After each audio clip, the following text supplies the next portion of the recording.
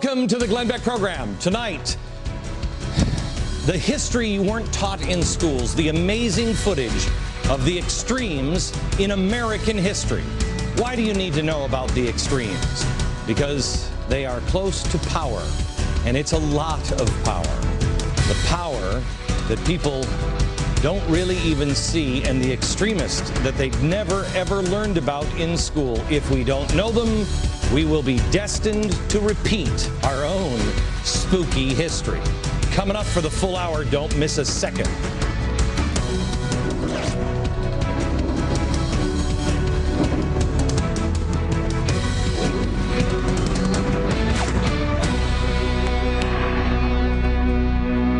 Hello, America.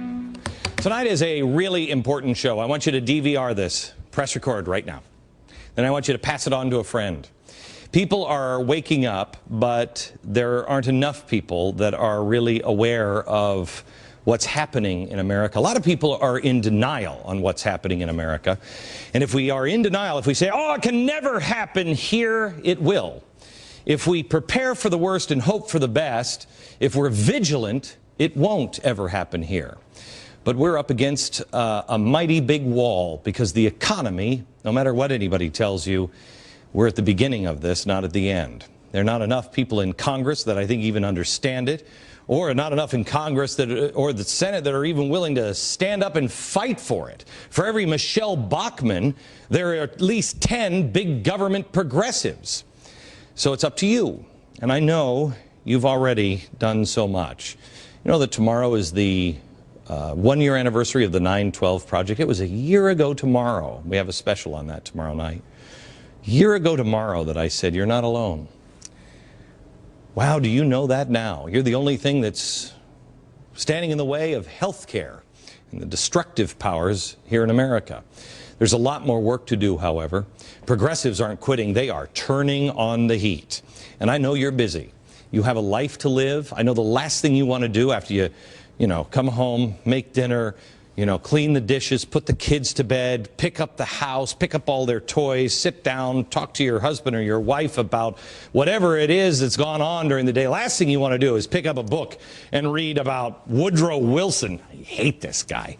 Or FDR. I mean, I know. That's my life. But you're going to have to.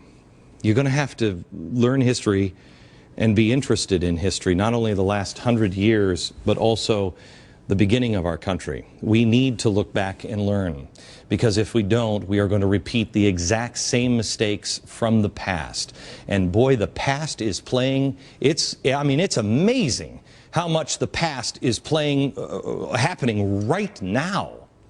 Look at this. Back in the 1930s, 1933, I think it was, the American economy was in a crisis. This is just the beginning. Unemployment peaked 1933 at 24%. Unemployment today is 9.7. We both had a crash. We had a crash in 33. We had a crash today. Europe, because of the crash and the unemployment, fear and hunger, Europe and the global economy was completely unstable, and so were the citizens. Look at this. This is Kristallnacht. This is over in Europe. Here's your G20.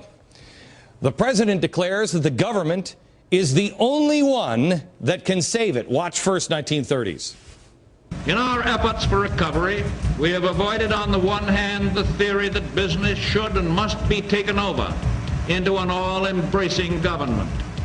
We have avoided on the other hand the equally untenable theory that it is an interference with liberty to offer reasonable help when private enterprise is in need. Only government can break the cycle that are crippling our economy. Okay, got it? Now, both times, national debt piled on like unknown ever before. National debt, $22 billion in 1933. That was historic levels. Today, $12.5 trillion. Big government entitlement programs are jammed through. Do you know that when FDR took office, there may have been one the year before he took office, but there were no entitlement programs. None. Then the WPA and everything else. They launched this. We've just launched this. History's repeating it. It's just going over and over and over again. We're repeating the same experiences and the same mistakes that allowed the Depression to turn into the Great Depression, where the rest of the world, it was just a depression. But these things made it the Great Depression. The economic misery that is coming our way is only half the danger, and that's where I want to go tonight. Most people will dread economic recessions and depressions, but some people don't dread them. Some people are a little more opportunistic. They view this as their big chance, a window of opportunity to seize power, to fundamentally transform things. They don't see it as, oh my gosh, we're struggling. They see this as, now is our time. It's the extremes of our society, the radical ends of the political spectrum on both the left and the right. And let me explain this. What I'm talking about here, and Harry, if you can pull out, I want to show the chalkboard. The left and the right, the European left and right, because that's really the game we're playing now. We're playing the European game. I showed you this the other day. You ever heard anybody say we're on the wrong track? It's true.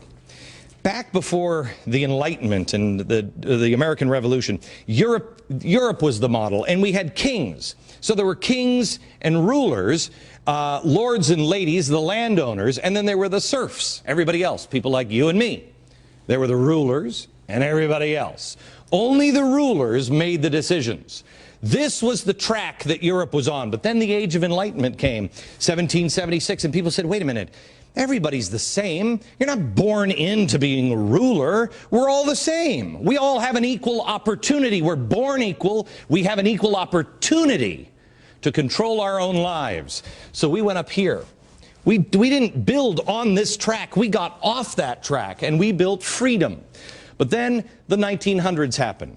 We started being bent back towards this by the progressive era. But look what happened. While we were building freedom, Godwin in 1793 over in England, he said the rights of the collective. That planted dangerous seeds over in England that ended up in the guillotines in France. It then led to Marx in 1850. Nietzsche, God is Dead, 1880s, which led to fascism, Mussolini and Hitler. This is this rail, the right track of the rail. The left became Stalin and Lenin, communists. Those are the two rails in Europe, left and right. So when we say fascist on one side, communist on the other, that's because we're on a European track. Freedom is anarchy, no government whatsoever. And on this rail, it's limited government. That's what keeps us right in the center. Just enough government to hold us together. We don't want to go too far, getting too close to a bigger government, and we don't want to slide into anarchy. They don't want to slide into Hitler or Stalin. You see the difference? In Europe, it's big government on both sides. That's why we're here now. FDR, what we're doing now, it's led us back into here, where we're looking at Chavez and North Korea and Cuba and China today. China is huge government. Russia and Putin, it's fascism. During normal times, kooks that say this kind of stuff is good, brushed aside. But history shows us time and time again, if you add two elements, fear and hunger, oh, people will listen to anybody who says, I have the answer. I'm going to give you an example. When I say anybody, I mean anybody. Here's an example. Recognize these two cats? One's good, one's incredibly evil. But they have one thing in common. If you're in a system of crisis where there is fear and hunger, both have the ability to look at you and say, I'll save you. I have the answer. I know why this is happening to you. Come, follow me. And when you're hungry and afraid, it's not as easy to tell the difference between these two. But there is a huge difference. But you have to know what those differences are now before you're hungry and afraid. In the 1930s and today, two people say they have the answer. In the 1930s, it was this guy. Today, it's this guy. FDR and Barack Obama. This guy said, happy days are here again. This one's just said, the worst is behind us. America is extremely fragile right now. When FDR took office, do you know how many entitlement programs there were? In 1940, government payments to individuals, 1940, were $1.6 billion. Last year, we paid more than $2 trillion in government assistance. It started small, but it started with him. And look where we are now.